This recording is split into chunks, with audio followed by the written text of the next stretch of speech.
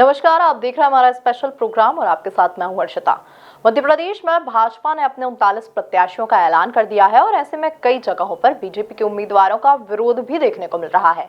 तो ये कौन सी सीटें हैं जहां पर भाजपा प्रत्याशियों का जो है विरोध किया जा रहा है, इसी को जानने के लिए मेरे साथ जुड़े हैं मेरे सहयोगी सुनील।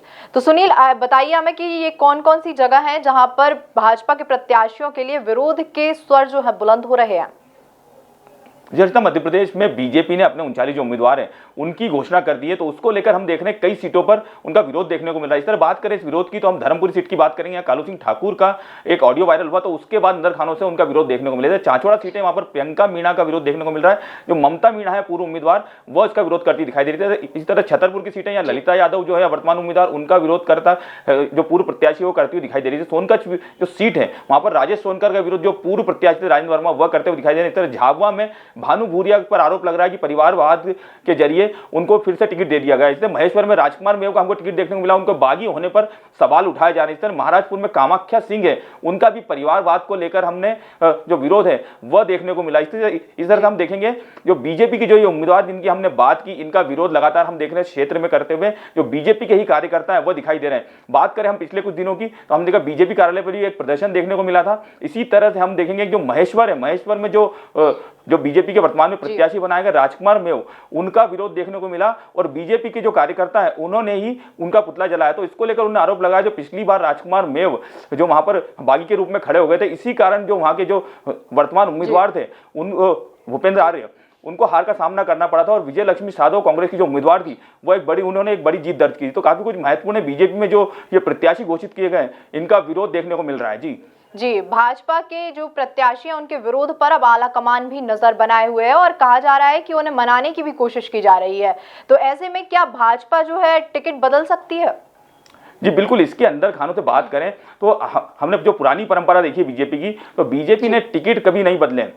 विरोध की बात करें तो विरोध पहले भी होता रहा है। जिस तरह सूची बीजेपी की जारी हुई, इसमें बात करें एक दो सीट अगर बदल सकते हैं तो उनके हम कह सकते हैं कि बदले जा सकते हैं, लेकिन बीजेपी में यह कमी परंपरा है कि वहां पर टिकट बदले गए हैं। इस तरह हम बात करें कि बीजेपी की, तो बीजेपी ने कहा है कि एक बड़ा संगठन है और बड़े संगठन में इस तरह की बातें चलती रहती है और संगठन स्तर पर जो सारी कवायद है उनको निपटा लिया जाएगा। तो हम बात करें आज की वर्तमान परिस्थिति की, तो बीजेपी इसमें लगातार सक्रिय है कि जो विरोध है उनको थाम लिया जाए और आगामी समय में हमको इसके परिणाम भी देखने को मिलेंगे। जी, भाजपा प्रत्याशियों के विरोध पर अब कांग्रेस भी नजर बनाए हुए है और ऐसे में कांग्रेस की क्या रणनीति सामने आ सकती है?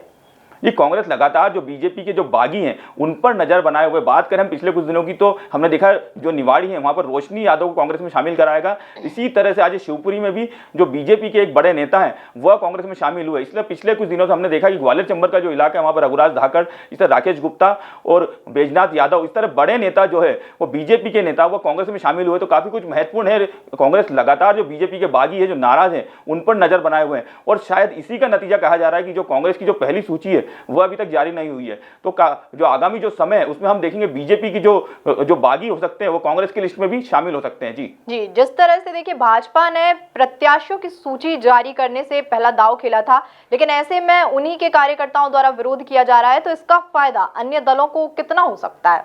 ये बिल्कुल हो सकता है हर्षिता। जिस तरह से हम देख रहे हैं कि बीजेपी में भी जो फूट दिखाई दी है यह काफी कुछ महत्वपूर्ण है। जिस तरह से जो अन्य दल हैं वो लगातार इस पर नजर बनाए हुए हैं और आगामी समय में जो उनकी सूची जारी होगी तो हमने पहले भी बताया है जो बीजेपी के जो नेता हैं वो उस सूची में दिखाई दे सकते हैं। तो जो अन्य दल हैं वो लगातार नजर बनाए हुए। इस तरह कांग्रेस लगातार कहती आई है कि जो बीजेपी के नेता हैं वो उसके संपर्क में दिखाई दे रहे हैं। बात करें सिंधिया समर्थकों की तो हमने देखा सिंधिया के जो समर्थक हैं वो लगातार कांग्रेस में जाते हुए दिखाई दिए और जो अन्य जो बीजेपी के नेता हैं उनका भी रुख कांग्रेस में जाता हुआ दिखाई दिया। तो आगामी समय में जो होगा वो काफी कुछ महत्वपूर्ण होगा और उसके लिए बीजेपी को सतर्कता की जरूरत है। जी धन्यवाद सुनील तमाम जानकारी के लिए। भाजपा ने 39 सीटों पर प्रत्याशियों की सूची जारी कर दी है और इसके बाद से ही कार्यकर्ताओं में विरोध के स्वर फूटने लगे हैं। इसका नुकसान भाजपा को उठाना पड़ सकता है। विधानसभा चुनाव में इसका कितना असर होगा ये तो आने वाले वक्त में ही पता चल पाएगा।